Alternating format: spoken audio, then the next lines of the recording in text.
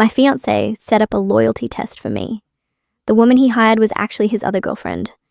I used to think the worst kind of breakup was catching someone physically cheating. Now I know there's something worse. Watching them stand in front of a room full of people, with their own proof laid out on a screen, while they realize every lie they told about you just exposed them instead. I am 27. My ex-fiancé, Ethan, is 29.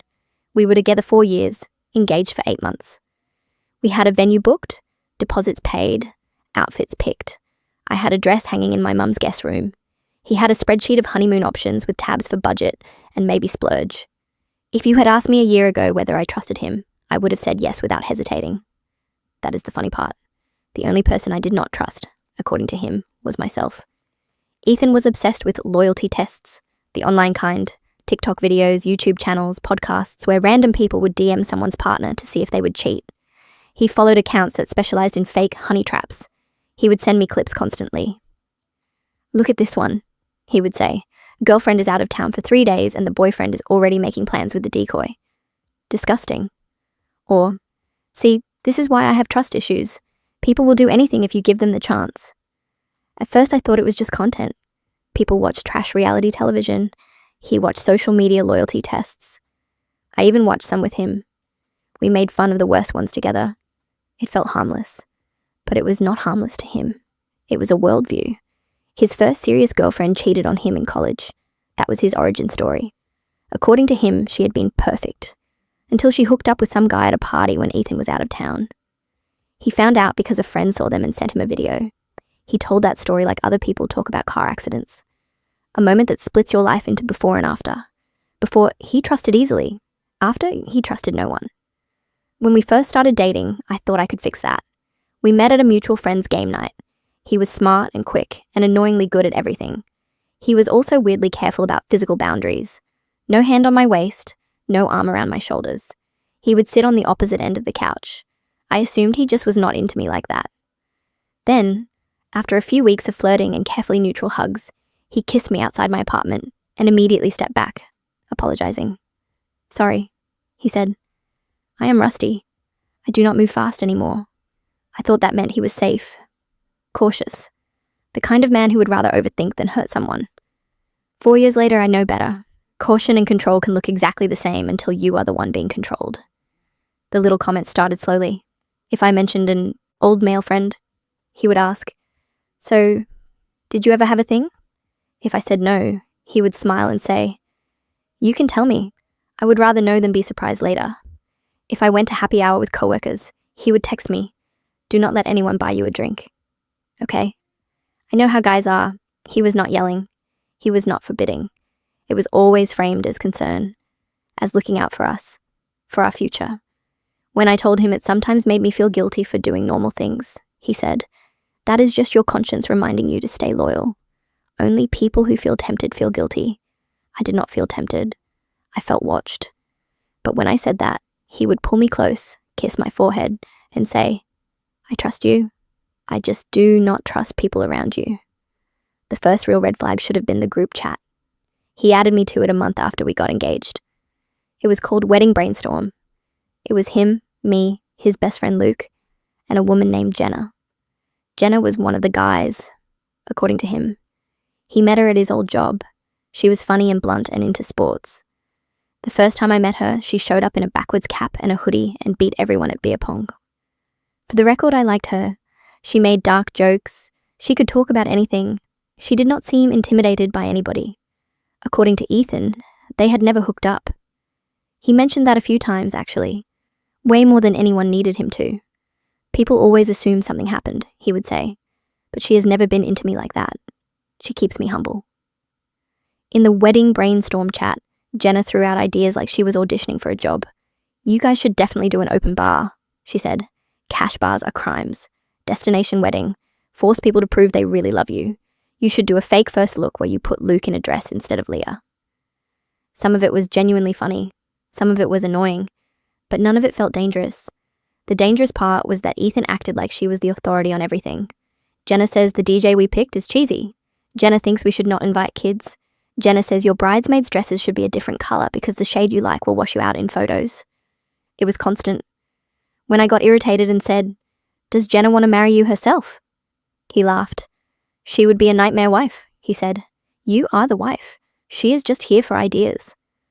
That should have bothered me more than it did. The way he split women into categories. Wife. Nightmare. Loyal. Disloyal. It bothered me later. The actual loyalty test happened 3 months before the wedding. I did not know it was a test at first, obviously. That is the entire point of a trap. Ethan told me he was going on a bachelor camping trip with Luke and a couple other guys. Just one night. Cabin and hiking and board games. No strippers, he promised, like I had asked. You want photos? He joked. Want me to go live from the fire pit? I said I trusted him. I meant it. Meanwhile, my best friend Mia and my little sister Zoe had been planning a girls' night for me for weeks. They were not calling it a bachelorette because we were saving that for later, but it was basically the same thing. House party at Mia's place, snacks, wine, dumb games. Ethan knew about it. In fact, he encouraged it. You should get wild while you still have your freedom, he said, then added, joking, mostly. The day before the trips, Ethan was jumpy. He checked my phone when I left it on the counter. He kept asking who was going to be there. Just Mia and Zoe and some other friends, I said. All girls. He nodded, but his leg kept bouncing. That night in bed, he brought up the loyalty videos again. You know those guys who say, if my girl fails a loyalty test, I am leaving her on the spot, he said. Do you think that is harsh or reasonable? Reasonable if she actually cheats, I said. Harsh if she is just talking to someone. He stared at the ceiling. What counts as cheating to you? He asked. Lying, I said. Anything you would not say to my face or do in front of me. He nodded like he was taking notes. What about kissing? He said. Drunk or sober? Cheating? I said. Flirting in DMs? Cheating. Acting single in public? Cheating? He laughed. You are strict, he said. I shrugged. You do not have to agree, I said. But that is my line. He rolled onto his side and looked at me. Then do not cross it, he said. Not even a little. The weird thing was I still did not suspect anything. I thought he was anxious about his own trip. I thought he was psyching himself up to say no to whatever temptation he thought might show up in the woods. I did not realize he was setting up a scenario where he would feel justified in anything he did next. The test started the next morning. I only know that now because I saw the messages later. At the time, all I knew was that a man I did not recognize followed me on Instagram and sent me a message. Hey, he wrote, random question. Are you and Ethan still together? His name was Mark P. We did not have any mutual followers. His profile was private. His avatar was a picture of a car. I ignored it at first. I assumed spam or a mix-up. He double-messaged. Sorry, he wrote. I do not mean to be weird. He has been chatting with my girlfriend and I just want to make sure he is telling the truth about his situation. That got my attention. I replied, yes, I wrote. We are engaged. Who is your girlfriend? He sent a name. Anna? I did not recognize it. I sent back, can you send screenshots? He said he would, then did not. Instead, another message came 5 minutes later. She is freaking out, he wrote. She swears she did not know he was engaged. She is saying he told her you were on a break and he wanted to take her on his guy's trip.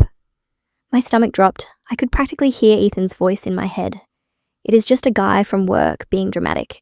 It is just some random dude trying to stir trouble. Your paranoia is showing. I did not want that. I did not want to be paranoid. I did not want to ruin his trip because some stranger sent me drama. So I did something that, in hindsight, makes me want to shake myself. I gave Ethan the benefit of the doubt. I wrote to Mark, if you send me proof, I will deal with it. But until then, I do not want to jump to conclusions. He wrote back almost instantly. That is fair, he said. You seem like a good person. For what it is worth, if my girl did that to me, I would be out. You deserve better if it is true. I put my phone down and tried to focus on packing for Mia's party. Ethan left mid-afternoon, backpack on, kissed me at the door. Do not break too many hearts while I am gone, he said. I said, do not fall in love with any trees, and shut the door behind him. I remember thinking, this is the last time I will see him as my fiancé and not my husband in a few months. I should memorize it. I had no idea. 2 hours into the girls' night, after the first round of ridiculous party games, Mia's doorbell rang. She frowned. I am not expecting anyone else, she said. Zoe joked. Maybe Ethan ordered a stripper. We laughed. Mia opened the door. Jenna was standing there. She was dressed differently than I'd ever seen her. No hoodie, no cap, just jeans and a simple top. Makeup actually done. Hair down. "Hey," she said, looking past Mia at me. "Can I talk to you?" Mia looked at me, eyebrows up. I nodded. "Sure," I said. "What are you doing here?" She stepped inside, shut the door behind her, and took a deep breath. "I crashed your party," she said. "I know. I will leave if you want. I just need 5 minutes first." Her voice was shaking. Jenna, who always seemed like she would be the one starting a bar fight, was nervous. That scared me more than anything. We went into the kitchen. Zoe and Mia hovered by the doorway like anxious cats. Jenna did not sit.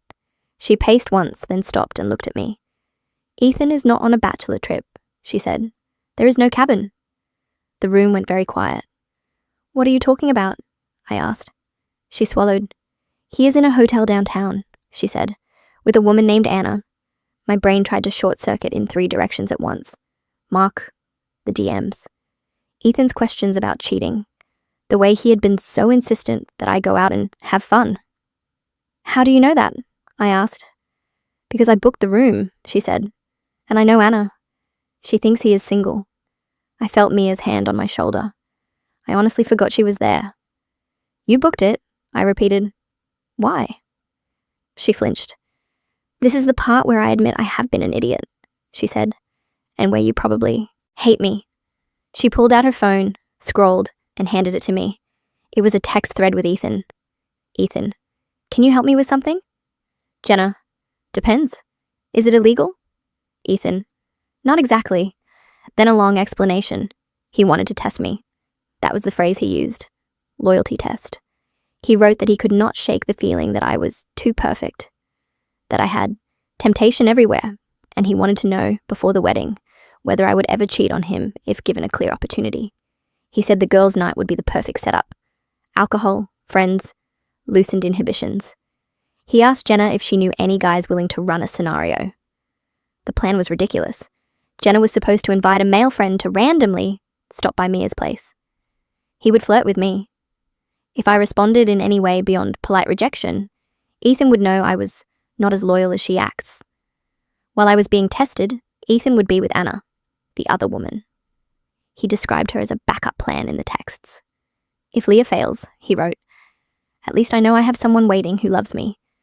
If she passes, I will cut it off before the wedding. Either way, I will feel better." Jenna had written back, "You realize you are planning to cheat to see if she might cheat, right?" He replied, "Cheating is physical. I am not doing anything with Anna tonight that I would not do if Leah passed. We are just hanging out." Then, a separate message a few lines later. "Okay, maybe a little more, but she knows it is casual. Screenshots do not usually make me nauseous." These did. I scrolled further. "Jenna, I do not want to be involved. This feels wrong." Ethan, "I need you on my side. You are the only one who sees how Leah really is. Everyone thinks she is perfect." Jenna, "She is not my favorite person, but you are being crazy. You are projecting." Ethan, "My first girlfriend cheated. I am not going through that again." Jenna, "Then go to therapy. Do not manufacture scenarios." That was 3 days before the trips. After that, the messages changed tones. Jenna, "If I say no, will you still do this?" Ethan, "Yes." Jenna, "Then I am at least going to be there. I am not letting some random guy corner her in a kitchen while you are playing house with your maybe side chick." Ethan, "Fine. But get a guy. Someone she will actually be into." Jenna told me she had agreed to show up at Mia's place, but she had never planned to bring anyone. Her idea, at first, was to watch, make sure nothing terrifying happened, and then decide whether to tell me later. Then she got another message from Anna. Anna, group chat with Ethan and Jenna. Anna, "I am so excited for this weekend." Anna, "I still feel bad for Leah though." Anna, "What if she finds out?" Ethan, "She will not. She is too trusting." Anna, "That makes it worse." Ethan, "Trust me. This is necessary." Jenna, in our kitchen, wiped her eyes. "I know I am not the moral center of the universe," she said, "but I could not stomach that. Watching him talk about you like you are some kind of lab rat. Like your heartbreak would be collateral damage for his closure." So she did something that, according to her, was extremely out of character. She decided to blow up his plan. At first, she thought she would just show up at Mia's, tell me everything, and drag me to the hotel. Then she discovered something else. She scrolled further and handed me the phone again. More messages, newer ones. Ethan to Anna. Jenna will make sure Leah is drunk enough to show her true colors. Ethan to Jenna separately. Make sure you get video. I need to see how she acts when I'm not there. Jenna to Ethan. What if she passes? Ethan. Then I will feel guilty, I guess. But at least I will know. Jenna to a third contact. I think he wants her to fail. He is already halfway out the door. That third contact, based on the name at the top of the screen, was Jenna's therapist. She had been talking about us in therapy. That should have made me angry. It did not. It made me feel, weirdly, safer. At least someone in this equation was telling a professional what was going on. I handed the phone back, hand shaking. Why are you telling me this now? I asked. She took a breath.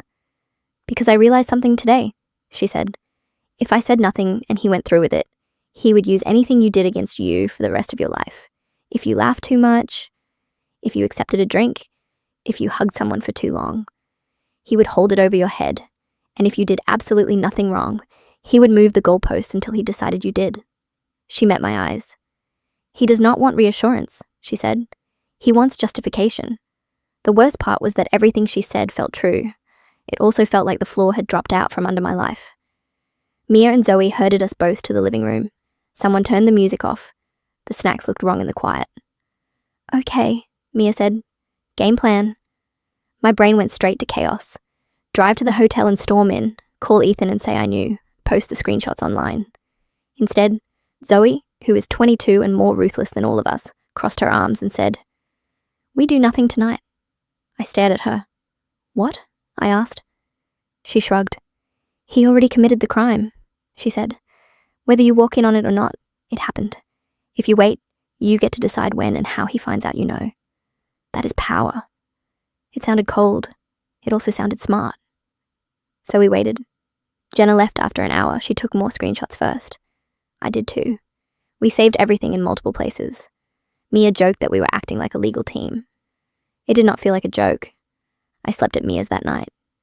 I say slept, but it was more like lay there staring at the ceiling, listening to my phone buzz with Ethan's messages. Miss you. Hope you are having fun. Do not do anything I would not do. I wanted to reply with a picture of his own texts to Jenna and Anna. Instead, I wrote, Love you. See you tomorrow. I felt like I was texting a stranger. The next day, Ethan came home around noon. He smelled like hotel shampoo and someone else's perfume disguised under deodorant. He wrapped his arms around me the second he walked through the door. Hey, he said. I missed you. I hugged him back because my body is slow to catch up when my brain is screaming. How was it? I asked. He launched into a story about hiking, which was interesting, considering the cabin had never existed. He described a bonfire, board games, someone burning their marshmallow. He lied with detail. Maybe that was the most chilling part. He had prepped. He asked about my night. I said it was fun. Games, snacks, no random men, no tests. He smiled, relieved. See? He said. I knew you were the loyal one. I almost asked. Compared to who? Anna. Instead, I said nothing. We resumed our lives, at least from his perspective. From mine, every interaction was evidence. Every time he picked up his phone and smiled, I wondered which chat he was in. Every time he kissed me goodnight, I wondered if he had kissed her the same way. I did not confront him because I wanted time. Time to talk to a lawyer friend about what to do with deposits and contracts. Time to move my savings into an account he did not know about. Time to plan. What I did not plan for was Jenna getting there first. 2 weeks after the fake cabin trip, she texted me. I need to tell you something else, she wrote. I was not fully honest at the girls' night. I stared at the screen, numb and weirdly calm. Of course there is more, I thought. She asked if we could meet in person. I said yes. We met at a coffee shop near my work. Neutral ground. No chance of running into Ethan. She looked worse than before. Tired, eyes red. There were more messages on her phone, older ones. Long before the loyalty test. Ethan to Jenna. You are the only one who really gets me. Jenna. Do not say that. You have a girlfriend. Ethan. You know it is not the same. I cannot talk to her like this. She freaks out whenever I mention my ex. Jenna, maybe then you should be with someone else. Ethan, you mean? There were months of those emotional affairs that bled into physical ones. Photos, late night calls, hotel receipts. At first, Jenna had told herself it was just a mistake, a bad line they had crossed once or twice. Ethan encouraged that narrative. That was nothing, he wrote after they hooked up for the first time. Just stress. You know Leah is my future. Later, when things got more frequent, he changed his phrasing. I love you both in different ways, he wrote. Jenna told me she had finally gone to therapy because she knew deep down she was helping him betray me. She wanted to understand why she was still doing it. When she showed her therapist the messages about the loyalty test, the therapist said bluntly, "You are complicit. You need to either stop this or tell Leah." So she told me. If the first betrayal had been the loyalty test with Anna, this was betrayal layered under betrayal. I asked her one question. Is it still happening now? I said. You and, him. She shook her head. It stopped after that weekend, she said, because I told him I was telling you. She had texted him the night before our coffee. I am done, she wrote, with you and with this. He replied with a string of messages, threats, apologies, bargaining. If you tell her, you are ruining everything. You are just jealous she is the one I picked. I will tell her you came onto me. You are not that important. You are the only one who ever really saw me. She had not answered. Instead, she sent everything to me. I went home from that coffee and sat on the couch staring at my wedding notebook. There is shock. And there is the moment after shock when everything is suddenly so clear it almost hurts. In that moment, clear one, I called my parents and told them we needed to talk that weekend. I gathered all the screenshots, printed them, and put them in a simple black folder. I emailed our venue and vendors to ask what would happen if we postponed. Then, because I am petty when I am hurt, I texted Ethan. Hey, I wrote, my parents want to have everyone over Sunday night to talk about final wedding details. Can you make it if I invite your mom and Luke too? He replied almost immediately. Of course, he said. That actually sounds perfect. There is something I wanted to bring up. I stared at those words for a long time. There was something I wanted to bring up too. Sunday night, my parents made lasagna. My mum set the table like it was a holiday. My dad, who is usually the quiet one, kept wiping the counters like a man who needed to keep his hands busy. Ethan arrived with his mum and Luke. His mum, for the record, had always liked me. Or seemed to. She would hug me, call me her future daughter. She also, I realized later, had never once asked her son how he was treating me. We all sat down. My mum opened with small talk. Work, the weather, the wedding planning. Then my dad cleared his throat. Leah has something she wants to share, he said. Everyone turned to look at me. Ethan smiled. We both do, he said. I smiled back, and for the first time in weeks, it was genuine. Ladies first, I said. He hesitated, then he said, okay, sure. So, I know this might sound weird, but I have been having some doubts. His mother stiffened. My mum's fork froze halfway to her mouth. Doubts, she repeated. Not about Leah, he said quickly. Just about the timing. About whether we are really ready. I have been thinking that maybe we should do some premarital counseling first. Just to make sure there are no hidden issues. I do not want to end up like those couples in the videos who find out later that one of them... He trailed off, because I had opened the black folder and slid it onto the table. What is that? He asked. I flipped the first page around. It was the text where he described me as too perfect and said he needed to test me before the wedding. The next page was him calling Anna his backup. Then the hotel reservation. Then the older messages with Jenna. Then the newer ones. The room, which had been full of clinking silverware and polite conversation, went dead silent. His mother leaned forward, squinting. What is this? She asked. I kept my eyes on Ethan. You wanted to do premarital counseling, I said. I thought we would start with honesty. He stared at the pages like they were written in a language he had never seen. Where did you get that? He said finally. Jenna and Anna, I said, and your own thumbs. His mother looked from him to me, eyebrows drawn. Who are they? She asked. His jaw clenched. Jenna is a friend, he said. She must have taken those out of context. There is not a context where a backup plan and loyalty test mean something else, I said. Luke, to his credit, looked horrified. Dude, he said. What did you do? Ethan's eyes darted around the table. This is ridiculous, he said. Jenna has always had a thing for me. She is trying to sabotage us. I flipped to the messages he had sent Jenna the night she told him she was done. If you tell her, you are ruining everything. You are just jealous she is the one I picked. I will tell her you came onto me. You are not that important. I slid that page toward his mother. She picked it up with fingers that trembled. Ethan, she said quietly, tell me this is fake. His face crumpled for a second, then hardened.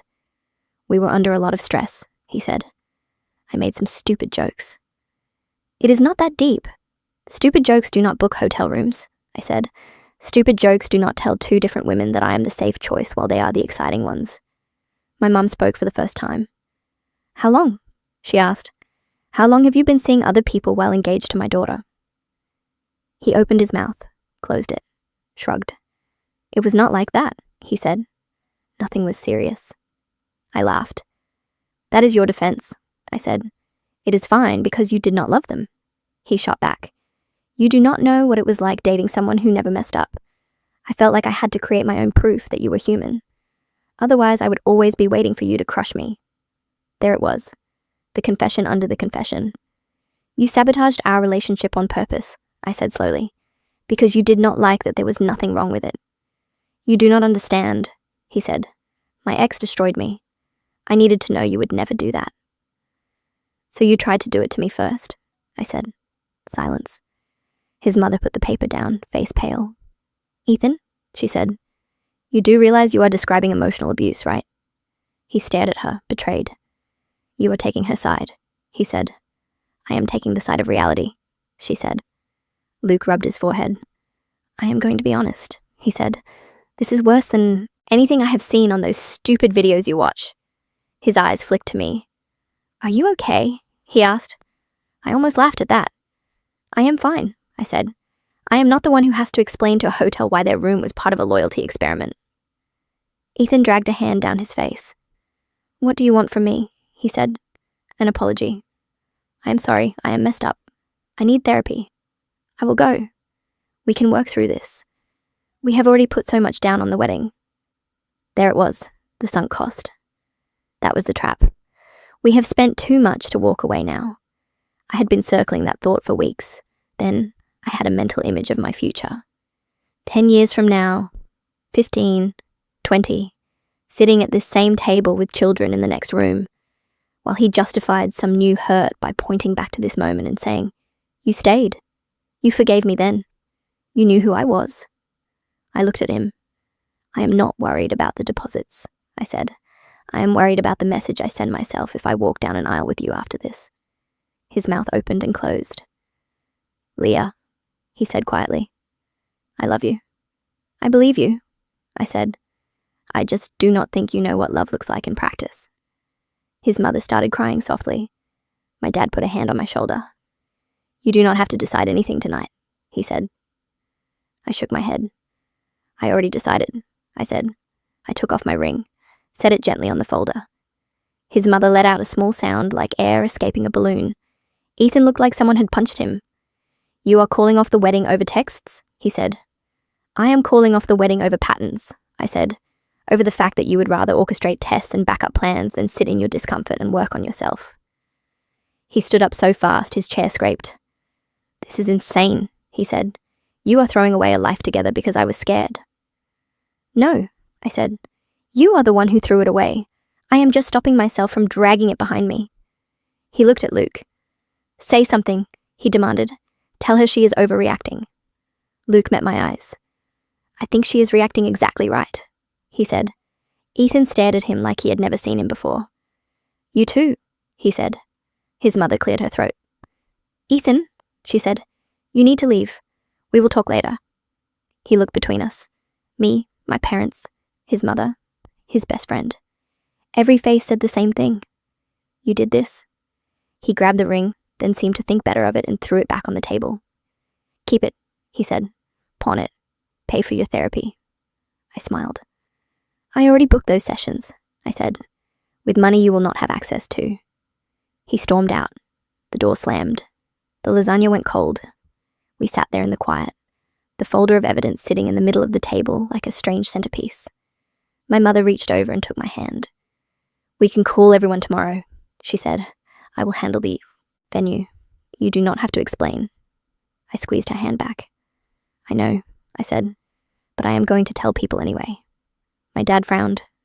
"Are you sure?" he asked. I nodded. "If I do not tell the truth," I said, "he will. And his version will be that I was the crazy one who overreacted to a few texts." So I did. Over the next week, I called close friends, relatives, the bridal party. I sent some of them copies of the messages when they asked why. Most people were horrified. A few said things like, "But could you not just go to counseling?" I said, "I am. Alone." Jenna lost most of her shared friend group with Ethan when she came clean. People blamed her for being the other woman, conveniently ignoring that the man they liked had been the one juggling. She told me it was worth it. Anna, according to Jenna, dumped him the day after the dinner when he tried to spin the story as jealous ex sabotaged our future. She DM'd me once just to say, "I am so sorry. I genuinely did not know." I believed her. Some people will disagree with my next choice. That is fine. They did not live my life. I sent Ethan a single email. Subject line, future. I wrote, "I am not replying to messages that try to rewrite what happened. I am not open to working on it. If you want to pursue therapy, I hope you do. If you ever want to send proof that you have done substantial work on yourself, you can. It will not change my decision, but it might change my opinion of you as a person." He wrote back a wall of text about how marriage is about forgiveness, and no one is perfect. I did not respond. Months passed. I returned the dress, lost the deposit, kept my own last name without ever having to change it. I went to therapy, not to pore over every detail of what he did, but to ask a harder question. Why did I stay as long as I did? The answer was uncomfortable. Because he did not start with bombs. He started with little cuts, tiny questions about loyalty, jokes about cheating, testing my reactions, making me prove myself until I forgot I did not have to be on trial. If someone had shown me, on the first date, the folder I laid on that table, I would have walked away. They do not show you the folder at the beginning. They build it with you. So, here is my caution if you are reading this and recognize any part of it. If your partner is obsessed with testing you instead of trusting you, pay attention. If they talk more about what you might do wrong someday than what they need to heal now, pay attention. If they use an ex's betrayal as a license to treat you like a suspect, pay attention. You do not have to wait for a fake cabin trip and a real hotel room to decide your line has been crossed. You are allowed to say, "I do not need to prove myself in an experiment you designed to make me fail." I used to think my worst nightmare was being cheated on. It is not. My worst nightmare was waking up one day married to someone who believed love was a series of loyalty exams, and that the only way to feel safe was to keep me just scared enough. Now I am single. There is no ring on my finger, no venue booked, no honeymoon fund. But there is also no one quietly planning my humiliation while I pack for a girls' night. I sleep better with that trade.